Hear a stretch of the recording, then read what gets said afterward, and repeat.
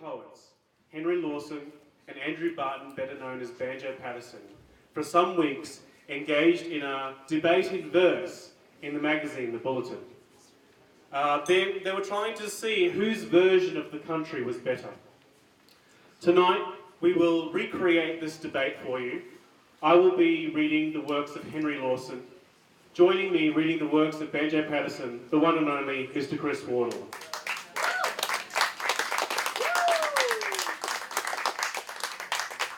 Okay. So this debate starts with a poem called Borderland, or later known as Up the Country, by Henry Lawson. I am back from up the country, very sorry that I went, seeking for the southern poet's land whereupon to pitch my tent. I've lost a lot of idols which were broken on the track, burnt a lot of fancy verses, and I'm glad that I am back. Further out may be the pleasant scenes of which our poets boast, but I think the country's rather more inviting round the coast. Anyway, I'll stay at present in a boarding house in town, drinking beer and lemon squashes and taking baths and cooling down. Sunny plains? Great Scott! Those burning wastes of barren soil and sand, with their everlasting fences stretching out across the land. Desolation where the crow is, desert where the eagle flies, paddocks where the lonely bullock stares with reddened eyes. Where in clouds of dust enveloped rusted bullock drivers creep, slowly past the sun-dried shepherd dragging behind his crawling sheep. Stunted peak of granite gleaming, glaring like molten mass, turned from some infernal furnace on a plain devoid of grass. Miles and miles of thirsty gutters, strings of muddy waterholes, in the place of shining rivers walled by cliffs and forest bowls. Barren ridges, gullies, ridges, where the ever-maddening flies, fiercer than the plagues of Egypt, swarm about your blighted eyes. Bush, there is no horizon, where the buried bushman sees nothing but the sameness of the ragged, stunted trees. Lonely hut where drought's eternal, suffocating atmosphere, where the God-forgotten hatter dreams of city life and beer. Treacherous tracks that trap the stranger, endless roads that gleam and glare, dark and evil-looking gullies hiding secrets here and there. Dull, dumb flats and stony rises where the toiling bullocks bait, and the sinister goanna, and the lizard, and the snake. Land of day and night, no morning freshness and no afternoon, where the great white sun is rising, bringeth summer heat in June. Dismal country for the exile, where the shades begin to fall, from the sad, heart-breaking sunset to the new charm worst of all. Dreary land in rainy weather, with the endless clouds that drift, oh, the empty bushman like a blanket that the Lord will never lift. Dismal land when it is raining, growl of floods, and oh, the whoosh of the rain and wet together in the dark bed of the bush. Ghastly fires in lonely humpies, where the granite rocks are plied, and the rain-swept wilderness that are the wildest of the wild. Land where gaunt and haggard women live alone and work like men, till their husbands gone a-droving will return to them again. Homes of men? If homes ain't ever such a God-forgotten place, while the wild select his children fly before a stranger's face. Home of tragedy applauded by the dingo's dismal yell. Heaven of the shanty keeper, fitting fiend for such a hell. And the wallaroos and wombats, and of course the curlews call. And the lone sundowner tramping over onward through it all. I am back from up the country where I went, seeking for the southern poet's land whereupon to pitch my tent. I have shattered many idols out along the dusty track, and burnt a lot of fancy verses, and I'm glad that I am back. I believe the southern poet's dream will not be realised till the plains are irrigated and the land is humanised. I intend to stay at present, as I said before, in town, drinking beer and lemon squashes, taking baths and cooling down.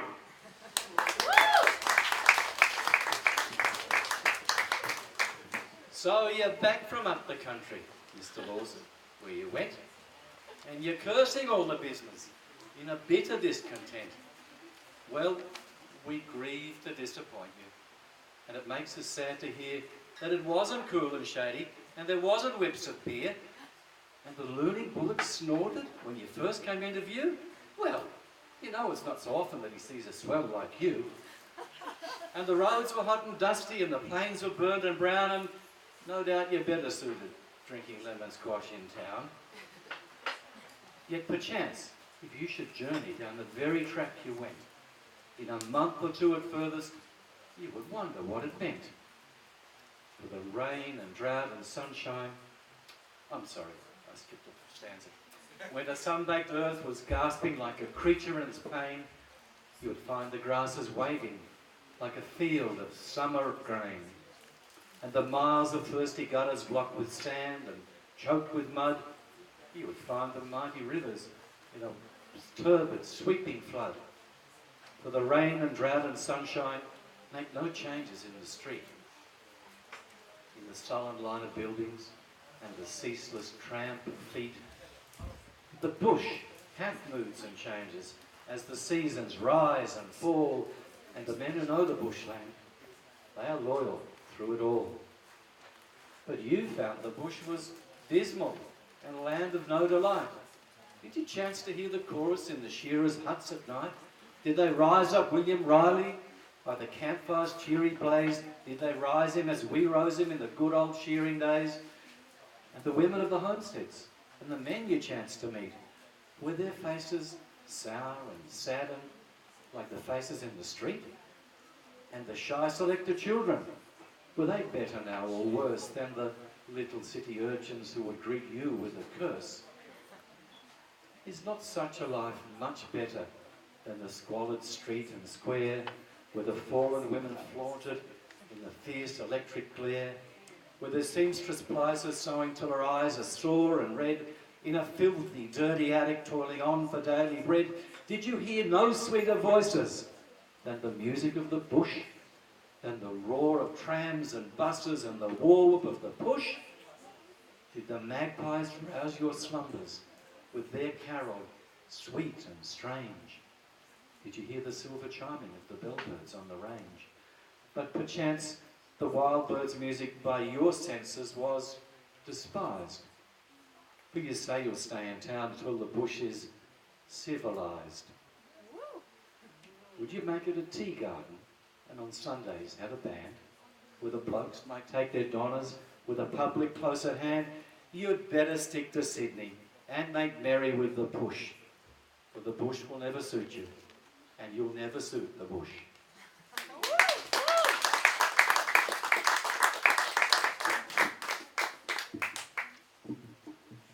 It was pleasant up the country, city bushman, where you went, for you sought the greener pastures and you travelled like a gent. And you cursed the trams and buses and the turbile and the push, for you know the squalid city needn't keep you from the bush. But we lately heard you singing of the plains where shade is not, and you mentioned it was dusty and all was dry and hot. True, the bush hath mood and changes, and the bushman hath them too, for he's not a poet's dummy, he's a man the same as you. And his back is growing round us, slaving for the absentee, and his toiling wife is thinner than a country wife should be. For we notice that the faces of the folks we chance to meet should have greater contrast to the faces in the street, and in short we think the bushman's being driven to the wall, and it's doubtful if his spirit will be loyal through it all. Though the bush has been romantic, and it's nice to sing about, there's a lot of patriotism that the land could do without. It's a sort of British workman nonsense that will perish on the scorn of a driver who is driven and the shearer that is shorn, of a struggling western farmers who have little time for rest and are ruined on selections in the sheep-infested west. Droving songs are very pretty, but they merit little thanks from the people of a country in possession of the banks. And the rise and fall of seasons suits the rise and fall of rhyme, but we know that western seasons do not run on schedule time, for the drought will go on drying while there's anything to dry. Then it rains until you'd fancy it would bleach the sunny sky. Then it pelters out of reason for the downpour day and night, nearly sweeps the population to the great Australian bite. It is up in North Queensland that the seasons do their best, but it's doubtful you ever saw a season in the West. There are years without an autumn, or a winter, or a spring. There are broiling Junes and summers where it rains like anything.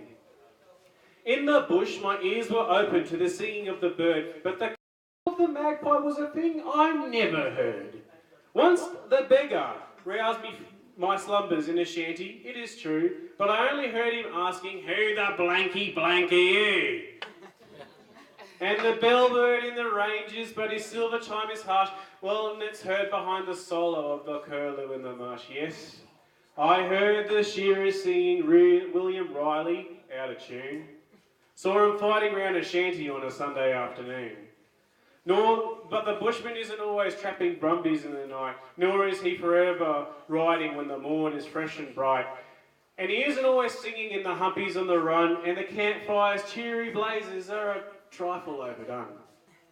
We have grumbled with the bushman round the fire on rainy days, and when the smoke would blind the bullock and there wasn't any blaze, save the blazes of our language when we coursed the fire in turn till the atmosphere was heated and the wood began to burn.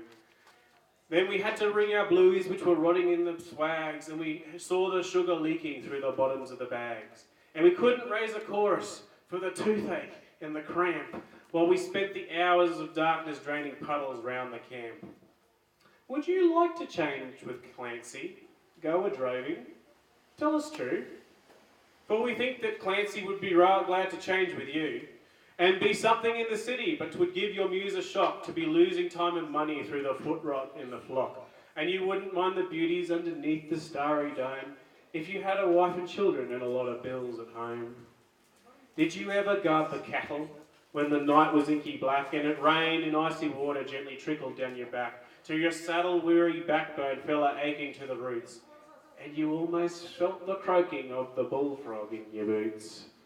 Sit and shiver in the saddle, curse the rentless stock and cough, till a squatter's irate dummy cantered up to warn you off. Did you fight the drought and pleuro when the seasons were asleep, felling she-oaks all the morning for a flock of starving sheep, drinking mud instead of water, climbing trees and lopping boughs for the broken-hearted bullocks and the dry and dusty cows? Do you think the bush was better in the good old droving days, when the squatter ruled supremely as the king of western ways, when you got a slip of paper for the little you could earn, but were forced to take provisions from the station in return? When you couldn't keep a chicken at your humpy on the run, for the squatter wouldn't let you, and your work was never done, but you had to leave the missus in a lonely hut forlorn, while you rise up William Riley in the days ere you were born. Ah, we read about the drovers and the shearers and the like, till we wonder why such happy and romantic fellows strike.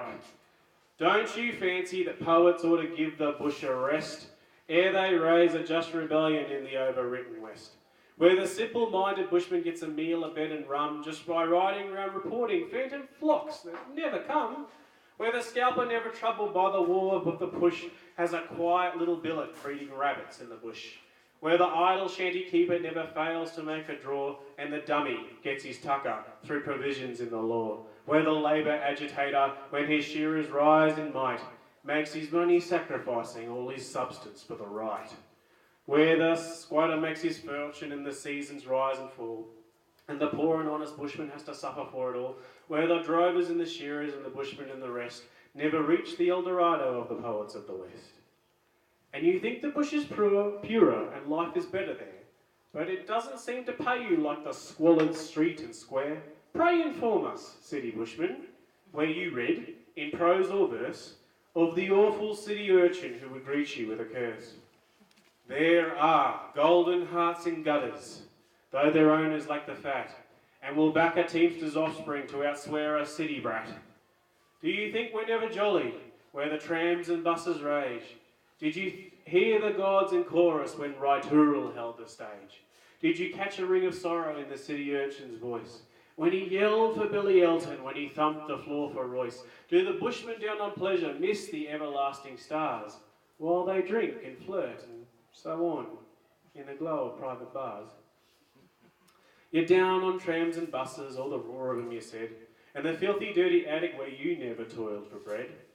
And about that self-same attic, Lord, where have you been? For the struggling needlewoman mostly keeps her attic clean. But you'll find it very jolly with the cuff and collar push, and the city seems to suit you while you rave about the bush.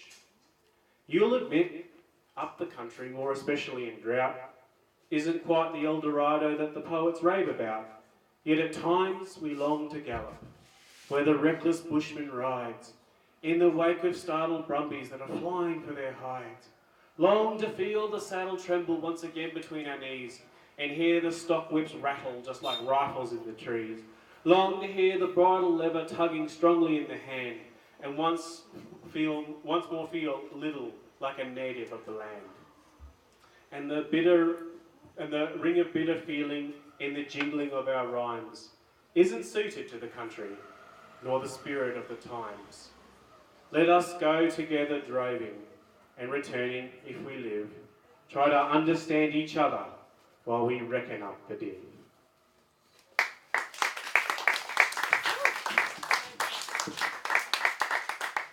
Well, I've waited mighty patient while they all came rolling in. Mr. Lawson, Mr. Dyson and the others of their kin, with their dreadful, dismal stories of the overlander's camp.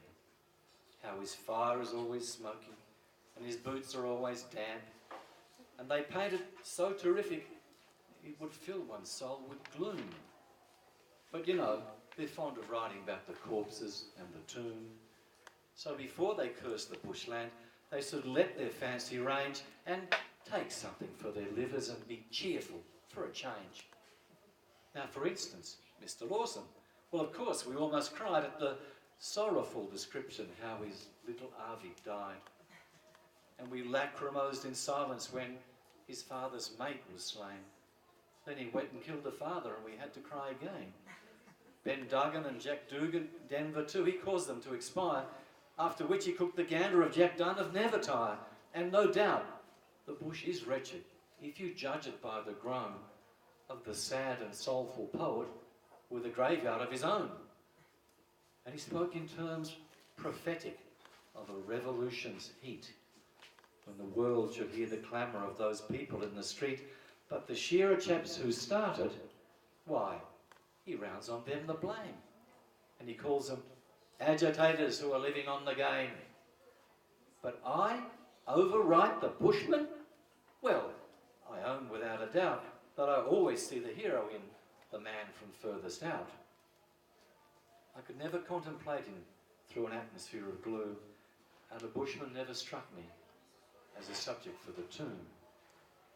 If it ain't all golden sunshine where the wattle branches wave, well, it ain't all damp and dismal, and it isn't lonely grave. And of course, there's no denying that the bushman's life is rough, but a man can easily stand it if he's made of sterling stuff. Though it's seldom that the drover gets a bed of eider down, yet the man who's born a bushman, he gets mighty sick of town. For he's jotting down the figures and he's adding up the bills, while his heart is simply aching for a sight of southern hills. Then he hears a wool team passing with a rumble and a lurch, and although the work is pressing, yet it brings him off his perch, for it stirs him like a message from his station friends afar, and he seems to sniff the ranges in the scent of wool and tar. And it takes him back in fancy, half in laughter, half in tears, when the wool, into the sound of other voices and the thought of other years, when the woolshed rang with bustle from the dawning of the day, and the shear blades were a-clicking to the cry of "Wool away!" Then his face was somewhat browner, and his frame was firmer set, and he feels his flabby muscles with a feeling of regret. But the wool team slowly passes, and his eyes go slowly back to the dusty little table and the papers on the rack. And his thoughts go to the terrace where his sickly children squall, and he thinks there's something healthy in that bush life after all. But we'll go no more a-droving, in the wind or in the sun, for our fathers' hearts have failed us, and the droving days are done. There's a nasty dash of danger with the long-haul bullock wheels, and we like to live in comfort and get our regular meals. For to hang around the township suits us better, you'll agree. And a job at washing bottles is just fine for you and me. Let us herd into the cities, let us crush and crowd and push till we lose the love of roving and we learn to hate the bush. And we'll turn our aspirations to a city life and beer, and we'll slip across to England. It's a nicer place, I hear. But there's not much risk of hardship where all comforts are in store, and the theatres are in plenty and the pubs are more and more. But that ends it, Mr. Lawson, and it's time to say goodbye. So we must agree to differ in all friendship, you and I. Yes, we'll work our own salvation with the stoutest hearts we may, and if fortune only favours, we will take the road someday and go droving down the river, neath the sunshine and the stars, and then turn to Sydney and vermilionise the bars.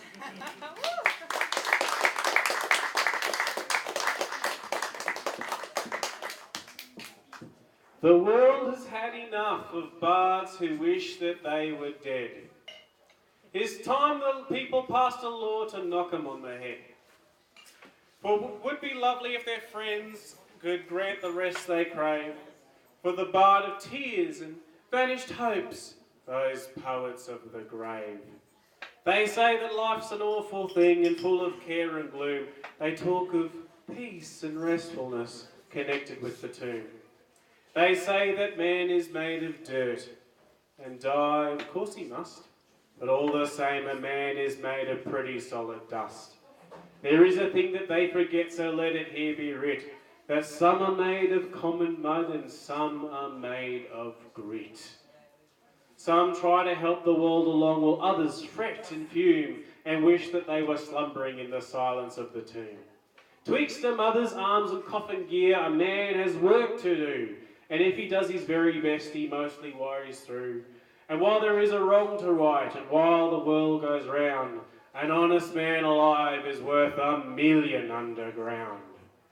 And yet, as long as she oaks sigh and the wattle blossoms bloom, the world shall hear the drivel of the poets of the tomb. And though the graveyard poets long to vanish from the scene, I notice they mostly wish their resting place kept clean. Now were I rotting underground, I do not think I'd care if wombats rooted on the mound or if the cows camped there. Should I have some feelings left when I have gone before, I think a ton of solid stone would hurt my feelings more. Such wormy songs of mouldy joys can give me no delight. I'll take my chances with the world, I'd rather live and fight. Though fortune laughs along my track and wears her blackest frown, I'll try to do the world some good before I tumble down. Let's fight for things that ought to be, and try to make 'em boom. We cannot help mankind when we're ashes in the tomb.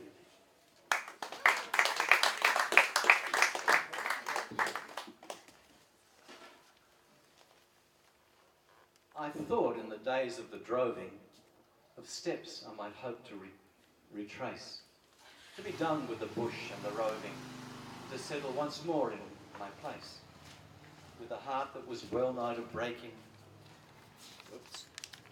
With a heart that was well nigh to breaking, in the long lonely rides on the plain, I thought of the pleasure of taking the hand of a lady again.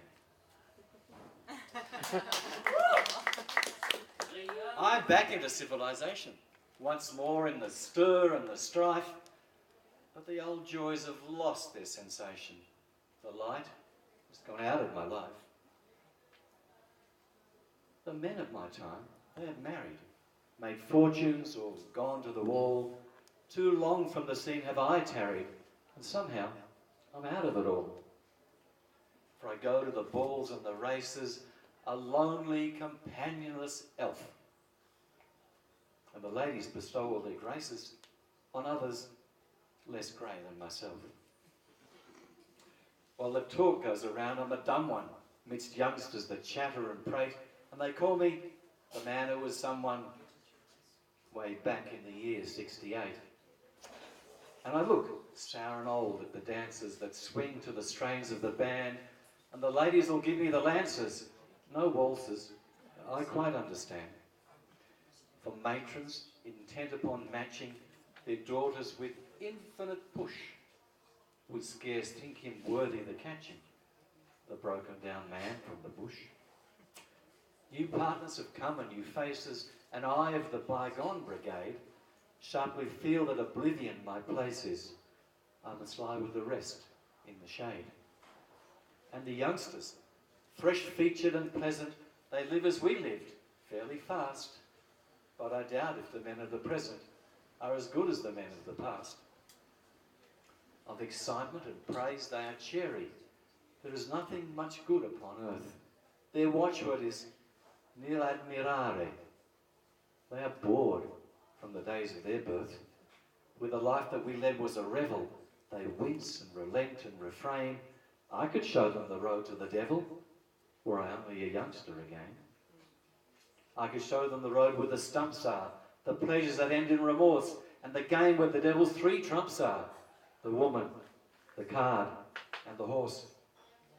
Shall the blind lead the blind? Shall the sower of wind reap the storm as before? Though they get to their goal somewhat slower, they march where we hurried before. For the world never learns, just as we did. They gallantly go to their fate, unheeded all warnings, unheeded the maxims of elders sedate. And the husbandman, patiently toiling, draws a harvest each year from the soil. So the fools grow up fresh for the spoiling, and a new crop of thieves for the spoil. But a truce to this dull moralising. Let them drink while the drops are of gold. I have tasted the dregs, 'twas surprising were the new wine to me like the old. And I weary for lack of employment in idleness day after day. For the key to the door of enjoyment is youth, and I've thrown it away.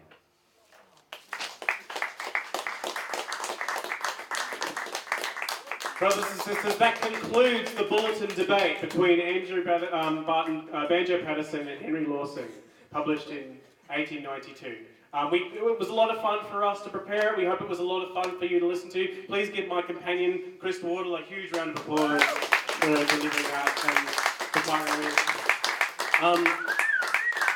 We're going to take a break. And so please vermillionize the bar, okay? Please go and do that. Purchase ridiculous amounts of beer, veggie burgers, which were made by us, did well by. Okay, all right, we're going to take a short break. We'll be back. Cheers. Don't you bud. Good work, buddy. Awesome. Yeah.